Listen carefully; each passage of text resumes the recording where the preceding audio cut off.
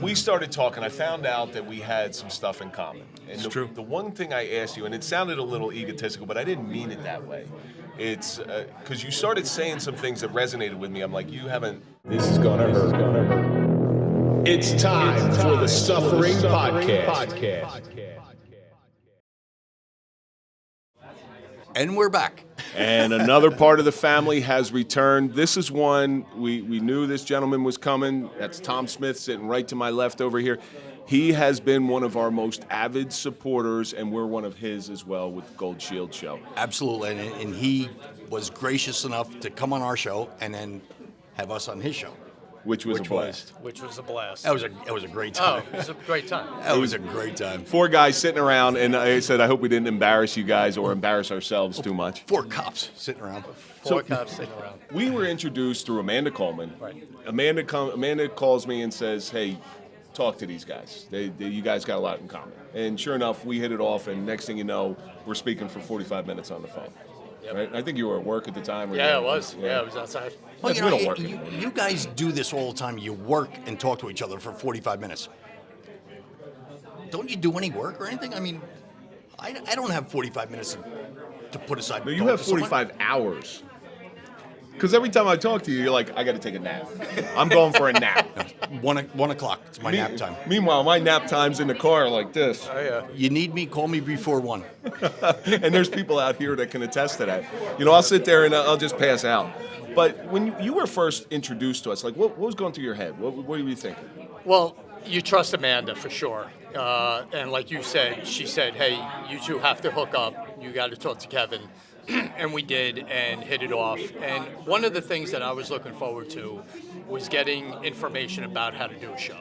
You know, because, listen, So when you used Dan us is what you did. When Dan and I started, we didn't have an idea what we were doing. We didn't know how it was going to familiar. go, where it was going to go, the contact of it, anything. And I still don't know. Right, and we don't either. I'm for sure. Yeah, that's for sure. Well, it's dynamic. It evolves. Yeah, and you made that clear. Like, hey, you're going to be different in a few months than you are right now. And some of the things that you brought up, with being yourself and just continue to be yourself. Be 2 cops and be yourself and involve your guests. And all that meant a lot to us because we didn't know anyone in that world. You were kind of the first one that had an established show that we talked to get, some mentoring and some information on I just how to didn't do want it. you to make the same mistakes that we made. And that's big. When you have that experience to pass on to someone who's looking to do a show as successful as yours, and to send that to me meant a lot. And we carried that on through the season.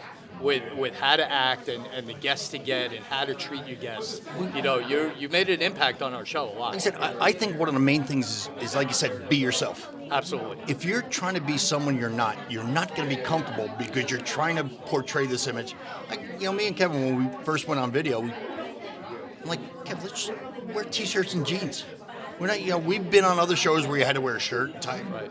That's not me. It's a Right. hell of a lot easier wearing T-shirt and jeans. Oh, absolutely. In your own house. If you're trying to be what you're not, I don't think you're going full bore into that interview. No, because it's not going to work. Because the only thing that's on your mind is how to act. Exactly. And what you're going to say next that's going to fit a certain mold. And that's never going to work because that's unsustainable. You're not going to be able to keep that pace. That's the big question. That's the big thing right there. It's unsustainable. And you guys are proven right now. You just recorded with these 2 really, probably your best guests ever. Best guest ever. The 50th episode. It hasn't even come out yet, and it's our highest rated episode. Exactly. I know, he just put out a post to it with all his audio downloads. And, I have to say that it's probably because of these awesome guests that you got. I agree with that. Without a doubt. And one of your highly rated shows was someone else you had on that's sitting at this table. So we kind of shared that Mark together. and Nick? Mark and Nick, right. But that was an interesting thing that you came in there sort of to figure it out. And once you got in there, was it what you expected? Yes, it was. I mean, you have a plan and you have a dream of hoping you become what you want to become. And I think it hit a certain point that Dan and I looked at each other and went, all right, we got this. This is clicking. This is getting traction. We're more comfortable with each other now and how we're interacting with our guests. Well, that was him and I. Him and I. It took us, a couple shows really to mesh, but we've known each other for so long. Right. But you and Dan. Now we know how to play off each other. Absolutely. You know, I know when Kevin's going in one direction and how to look. Like I said, Kevin's the interviewer. He's fantastic. I'm just the idiot that interjects jokes. And you know what? I'll put it in writing, Kevin. You're Yes, not please. when you get to that point of that comfort zone, you're not anticipating anything anymore because you know what's going to happen. I know if I start on a conversation or an answer, I know where Dan's going to, See, pick it up. yours has to be tough because you guys are in different states. Yeah. Right? You do it all over Zoom. I mean, that's got to be tough. Well, Hey, how do you read your guests? Like we always said, we're not going to do it over. Listen, who is it? Donald Trump wanted to come on our show. We won't do it because it's over We Zoom. don't do politics. That's the whole thing. Look, sorry. But, I mean, you as a former cop, you got to read body language. Yes. And see what a person. How do you do that over Zoom? That's got to be tough. It's it was harder when we first started because we didn't do it. We didn't have the experience of. We had the experience of being cops and having to read someone, and kind of see the emotional strain or whatever on their face, and to go with that. But as we went and got into more of a comfort zone with our guests and how to act with them, it became easy. Yeah. Well, we had a good time because and I've done several Zoom shows as a guest, and it's difficult to do as a guest because, you can't read that body language. But when we did our show, which is airing, it'll already air by the time this airs. We had a different setup. We went into our studio, and it was much easier. That was probably the easiest Zoom podcast because I could see you guys absolutely. very clearly. Right, and that was a point of mine. That was a dream. A wish list. When we knew you were going to be on the show, and we wanted you on our 50th show because it meant a lot.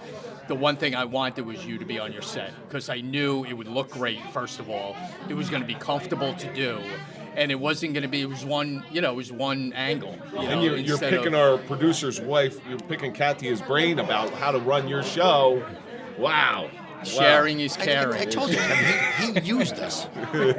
He's a nice guy, but he used us. I know you've watched a couple of our shows. Is there anything that you would have liked to seen or like to see that we haven't done yet?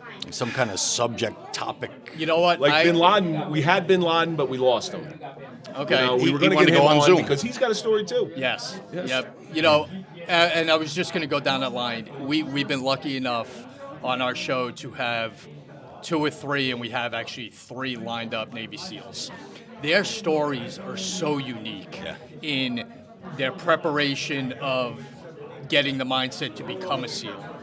Then what goes on during Their BUDS. training and all then that. goes on I'm their gonna write that down. deployments. Navy SEAL. Their stories, and you know what? Like I said, we've interviewed 2 or 3. We have 3, I think, coming up. They're all different. Yeah. You would think, all right, Navy SEALs have the same story. They're all, each one we've spoken to are all Can different. you give us their names and phone numbers? We're going to get them before you Hold do on, that. right now. Well, you know what the fun part about being so similar in our genres, let's say? You're true crime, but we're different enough where we can share guests and get a different perspective on it. I know I've said, hey, listen, you're going to want to talk to this person. You've done the same to me. You're going to want to talk to this person. And that's important about the networking portion of podcasting, the podcasting world in general. Well, like I said, we talk about it all the time. Podcasting isn't competitive. No. You can listen to it whenever you want. It's not like you're in a time slot. Right. You're like on radio, you got like the 6 to 10 and the 10 to 2. This isn't. You could listen to whatever you want. Although I rarely get the chance to even listen to our show anymore because I'm listening to your show, I'm listening to these other shows. And I'm the same way. I'm here, I've heard it. So, but it's When always I nice. go into work, I put it on my computer and just let it run, and I'll hear it, but I'm really not. And you know what? That listening was to it one of that the way. first. Again, going back to our initial conversation we had, that was one of the first things you brought up was Listen. cross promotion. cross promotion. And listen, it's a big enough sandbox for everybody. We could all play. Yeah, yep. And that was a big part of our conversation when we started. We absolutely will continue to cross promote and continue to push Gold Shield Show out there. Is there anything else you want to plug besides Gold Shield? Go to goldshieldshow.com. Yeah, I mean, right now that's all we got. We got our new spray, our impact spray that we talked about. you were on talking the show. about that on the show. Carryimpact.com. And the nicest challenge coins I've ever seen absolutely. in my life. And that's out there too. Just hit us up at thegoldshieldShow.com. Contact us to order them. And you sell those, we those can't keep challenge coins online? Yeah. Good. We through our email, just put the order in. We can't keep them. We get them and they're gone. Yeah. We did a couple of trade shows. CrimeCon we did, the IACP out in San Diego, and we brought them all with us. They were gone in 2 days. Yeah. We got really lucky with the way they're made from Empire out of Brooklyn. They do a phenomenal job with, as you know. Well, so that was another thing. We have a bunch of challenge coins. I have a bunch of them at home. It's got to be the nicest one I've ever seen. So it's like 3D and all. Yeah. I leaned on Fantastic. Tom because our next press is going to be through Empire. They are fantastic. They're phenomenal coins. They're good quality, and you can use them as a hockey puck if you don't want anything else. Kev, he's stealing our guests and everything. Let's steal his brand for Absolutely. Yeah, we'll get the same. It's not stealing. It's sharing is sharing caring. is caring. Just a and I big will deal. give it right up to you We'll guys. get the same challenge coin. Tom. Just black out. Yeah. Oh, yeah. We'll just take a Sharpie. Yeah, We'll just take a Sharpie. But Tom, you've been one of our friends, one of our new friends. You're going to be one of our friends for a very long time. We're going to get Dan out here one of these days. One day. In one day, and we're going to have you both on, and we're just going to have a blast. We'll have a blast. And thank you for, like I said, it meant a lot when we first hooked up and what you guys have done this year for us with on your Instagram live show, the coins, promoting certain things that we're doing with other people, like Blue Lives Matter. Amanda, we've all done things for. So I just wanted to take this time and thank you very much for what you've done. Tom, for us. listen, you're part of our family now, so we're here for you for anything. You know Thank that. you very much. You know that. Tom, thank you so much. And we're going to be right back. And we're back to our first non-returning guest, but new fan of the show, and that's Mike Martin. How are you? Thanks for coming in. This isn't like talking on walkie-talkies when you're a kid. It's like, hi. Hello. It's more like the can with the string. Yeah. So did that. you came into, there's no chance meetings. There really are no chance meetings. It's true. Mike and I work with each other, and so we used to work with each other. Let's put it that way. Now they work against each other. Yeah. And we started talking. I found out that we had some stuff in common. And true. The one thing I asked you, and it sounded a little egotistical, but I didn't mean it that way. It's because you started saying some things that resonated with me. I'm like, you haven't Googled who you're working with, have you? That's exactly what you said. And then I did. Yeah. And I think I watched you on Soft White Underbelly, and I think I cried. And I was like, oh, man. And that's no Enough bullshit. to make a grown man cry. It's crazy because, so you know now, but so I went to Iraq, was there for a year, and I came home with some substantial issues. I'm sure a lot of people know the deal with that. And I struggled a lot because I fought the diagnosis of PTSD. My doctor finally looked at me and said, no, Mike, it's from your childhood, dude. Well, she didn't say dude, but... And A lot of it's from your upbringing. right. Yeah. And I didn't know what to think because you hear all these amazing stories of veterans and this crazy shit that they go through, and I didn't have that.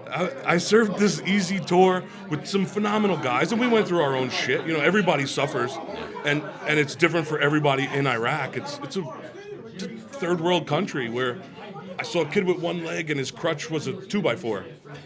How do you grow up like that? Your story, and I know your backstory. One day I want to bring you on the show and do a full episode on it because Mike's story will blow your socks off. He's seen things that you and I can't imagine. Like I said, these military guys that we bring on, some of the things that they've seen, His military you career can't is even nothing. fathom. In my military career probably won't It's even be like- brought it's up. Nothing. Mike grew up in a just a quick synopsis. Yeah. You just grew up in a atmosphere that most of us can't even imagine. The majority of people in here had mothers, fathers, or one of each, or they're separated, whatever it may Or be. two of each. Or two of each. Yeah, it's Or four. like sitting over here, my two dads, they're going to have children as well. But Mike grew up without that foundation. And yet he was still able to come out on the other side and be able to open up. The fact that you're able to watch something and feel something inside is amazing to me because of the way you grew up. A lot of times you shut those feelings down. Right. So that's what I was gonna say. So I was a foster kid. I went through that, Mike. I know Kevin knows a lot of this, but the struggle was a veteran goes through something, or an officer, somebody goes through a particular event, usually. for me, it started at 4 years old. My father died in a car accident.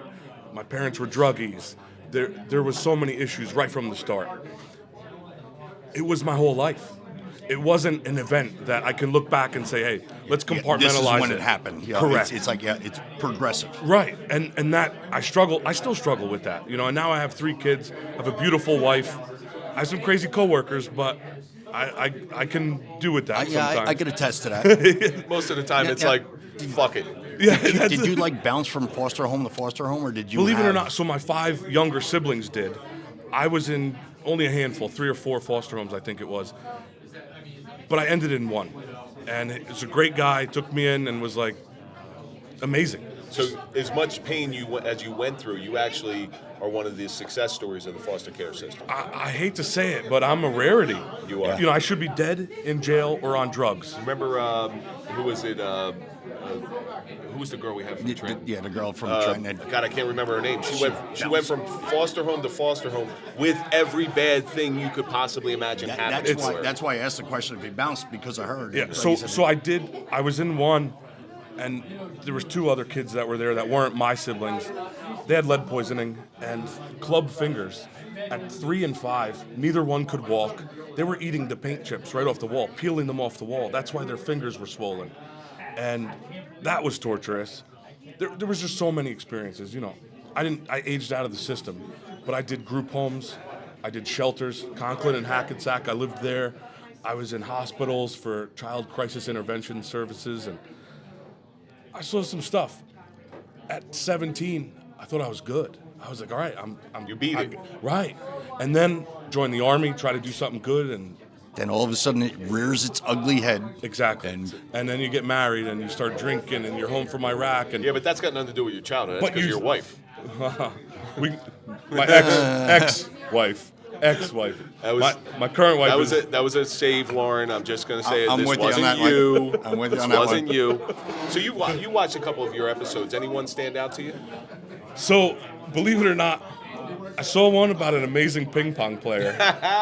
Wally Green. And I don't want to say I fell in love. It sounds a little weird, but I fell in love with that guy.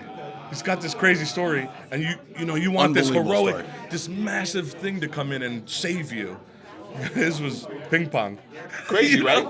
A It's kid ping pong. from arguably the ghetto who was involved in gang violence, who's a bad dude. We used to go to Times Square and rob people. Right. And I'm going to tell you what, something about Wally. Wally is so giving. So when I first met Wally, he's like, hey, let me look at your social media. Okay, do this. And so my social media, the way I do it now, Is because and of when I Wally? do the social media for the show, is because of Wally. Wow. Because he's so giving. He came on. Mike, you drove him to where? I drove down to Hoboken. And there's a lot that was left on the table with Wally. Oh, yeah. Really? There's a lot of stories. I his heard, story I is heard a incredible. lot on that drive from the studio to Hoboken. I can only Believe me, I heard a lot. imagine. But Him- it's funny, the way he got into ping pong was he was so pissed off at something, he wanted to go into the ping pong place and just hit the ball so it hit a guy right in the head, just to relieve tension.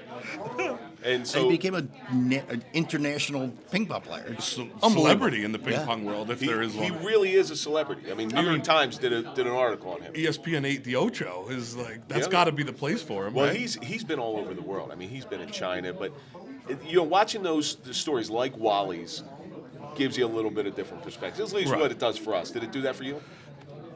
Yes and no.